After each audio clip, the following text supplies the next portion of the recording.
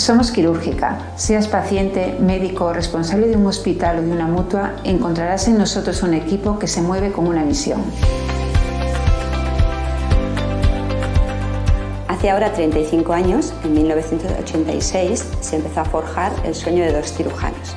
Desde entonces y hasta ahora, más de 100 personas han contribuido a hacer realidad este sueño.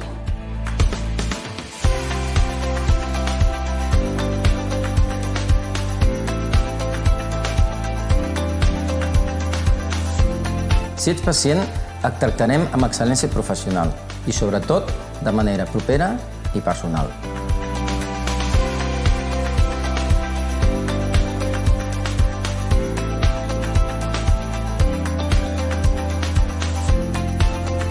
Si quieres participar de nuestro proyecto como profesional, impulsaremos tu aprendizaje y creceremos contigo.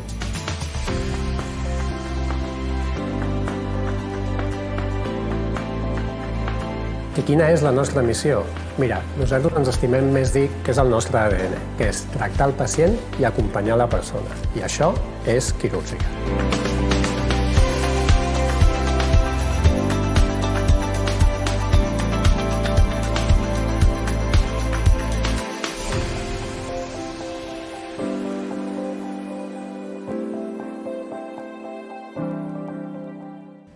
Doncs això és Quirúrgica. I en nom de tot l'equip, benvolgudes autoritats, amics, amigues, companys i companyes, benvinguts al nostre 5è fòrum. Avui és divendres 20 de novembre de 2020. O ho hauria de ser si no hagués passat tot el que hem viscut en els darrers mesos. Si no fos per la pandèmia del coronavirus, ens hauríem trobat fa un any, aquí mateix, i per parlar del mateix tema. Però aquest decalatge d'un any potser ara ens ajuda a entendre encara millor quin és i, sobretot, quin ha de ser el paper de la medicina privada en el sistema sanitari català. És que en aquest any i mig de distòpia s'han fet visibles 2 coses. La primera és que el sector privat està capacitat per respondre a unes necessitats extraordinàries de país. La segona, que som capaços, pública i privada, de col·laborar i coordinar-nos. En una estona hi tornarem amb sistemes sanitaris, però primer volem donar les gràcies. Gràcies, en primer lloc, a tots per ser aquí avui o per veure'ns en streaming. Podem estar contents perquè fa 15 dies les restriccions ens limitaven l'aforament a la meitat dels que estem ara. I molts dels que esteu a la platea podríeu estar damunt de l'escenari perfectament, però només podem pujar-hi 5 convidats. Espero que en el torn de preguntes des de baix dispareu amb bala. Gràcies als ponents, Gemma Crayvinkel, Assumpta Escarp, Jaume Perdós, Lluís Montset i Germán Barraqueta. Si em permeteu, els 3 nois, voldria dir que ens fa especial il·lusió la presència de la doctora Crayvinkel, directora del Servei Català de la Salut, i de la senyora Escarp, diputada del Parlament de Catalunya.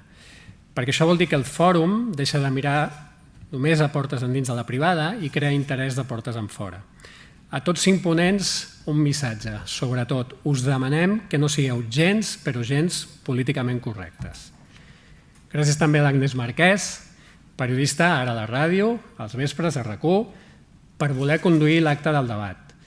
Per primer cop ho farà una periodista de veritat i no un cirurgià de quirúrgica fent de periodista, senzillament volíem assegurar-nos que tot sortís de fàbula. Gràcies al Cicus Carbonell, que encara no ha arribat, cantant de Sabor de Gràcia, que és el convidat d'aquesta edició per la xerrada que sempre ens fa algú aliè al sector sanitari. Us agradarà molt i ens ajudarà a mirar les coses amb una perspectiva que ja veureu que és molt diferent. Gràcies a la doctora Azucena Carranzo, directora general d'Ordenació i Regulació Sanitària de la Generalitat de Catalunya. També per primera vegada, una representant del Departament de Salut assisteix oficialment al fòrum i ens farà de cloenda. Val a dir que ens retrobem 20 o 25 anys després d'haver fet guàrdia junts al Vall d'Hebron. Gràcies al patrocinador principal, Medtronic, i al col·laborador Baxter pel vostre ajut i sobretot per la vostra amistat. Gràcies a tot l'equip de Quirúrgica, que estan tots aquí a primera fila, que fa possible amb la seva feina que ara puguem estar nosaltres aquí xerrant. I finalment, especials gràcies al doctor Joan Torralba, que ja sabeu que és un dels fundadors de Quirúrgica i que va tenir la idea de parir aquest fòrum i les seves 4 primeres edicions. Després d'agrair tant, el que ens agradaria dir és benvinguts a casa nostra. perquè realment seria una passada que la seu de quirúrgica estigués a la Pedrera, o al Palau de la Música, o al recinte modernista de Sant Pau. Crec que no és casualitat que els 3 darrers fòrums hagin estat en una seu modernista. Vam començar els 2 primers a l'edifici de SADE, de la mà del Manel Peiró, que també ens acompanya avui, però sent cirurgians potser no és estrany que haguem passat de l'arquitectura racionalista a l'arquitectura modernista. Mies van der Rohe o Le Corbusier, arquitectes racionalistes, haurien sigut tan bons cirurgians com Domènech i Montaner o Gaudí, segur. No obstant, l'explosió de l'arquitectura modernista a Barcelona té uns trets diferencials que són comuns a nosaltres els cirurgians. És clar que jo tot això no en tenia ni idea fins que vaig demanar ajuda per fer aquestes paraules a Joan Busquets, catedràtic d'urbanisme a Harvard i un dels pares del creixement de la ciutat al 92, i Esther Ferrer, arquitecta que va participar en la remodelació del recinte modernista de Sant Pau. A tots 2, que directament o indirectament han patit a quirúrgica, els estic molt agraït. I quins són aquests trets comuns entre l'arquitectura modernista i la cirurgia? Què se'ns ha ocorregut? D'on ve això? Primer tret, en primer lloc, la planificació. No només amb els plànols dibuixats pels arquitectes es va fer la Pedrera. Els edificis modernistes de l'Eixample no hi serien si abans Ildefons Cerdà no hagués planificat la quadrícula, els xaflans o els patis d'illa. I ho va fer en base a més planificació, els estudis de Laureà Figuerola sobre la salubritat de la ciutat. Laureà Figuerola, que a més va ser el creador de la pesseta, pels que sigueu de l'ESO, era la moneda que hi havia abans de l'euro. És la mateixa concatenació de gestos, aquesta planificació, que fem els cirurgians en una operació i que estan planificats abans del cap, encara que a vegades haguem d'improvisar. I si pensem en el sistema sanitari, és la mateixa planificació que s'hi fa. Però pregunto, per què no podem ser tan valents com Cerdà o Gaudí i imaginar un sistema nou on el pacient, per exemple, se m'ocorreix pels de la taula, que el pacient no hagi d'estar pagant 2 vegades per si necessita la mateixa assistència? Segona característica. La segona característica de l'arquitectura modernista són la innovació i l'excel·lència artesanal. Agafo a Gaudí. No només va inventar tècniques constructives i funcionals, sinó que alhora es preocupava pel detall ornamental. Agafo el cirurgià. No només ha de saber passar de les tisores a la laparoscòpia i de la laparoscòpia al robot. A més, ha de ser sempre excel·lent i no oblidar que operar també és una feina artesanal. I agafo el sistema sanitari català. Sempre hem sentit dir, i és cert, que és conegut per la seva excel·lència, des de Pere Virgili a Manel Esteller, també company de promoció, passant pels doctors Ferran, Trueta o Nadal, i tants d'altres.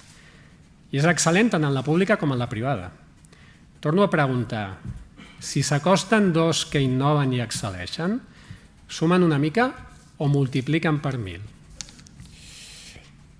Tercera característica, crec que l'adivinaríeu, és molt fàcil d'endevinar, el treball en equip. Gaudí es rodejava dels millors.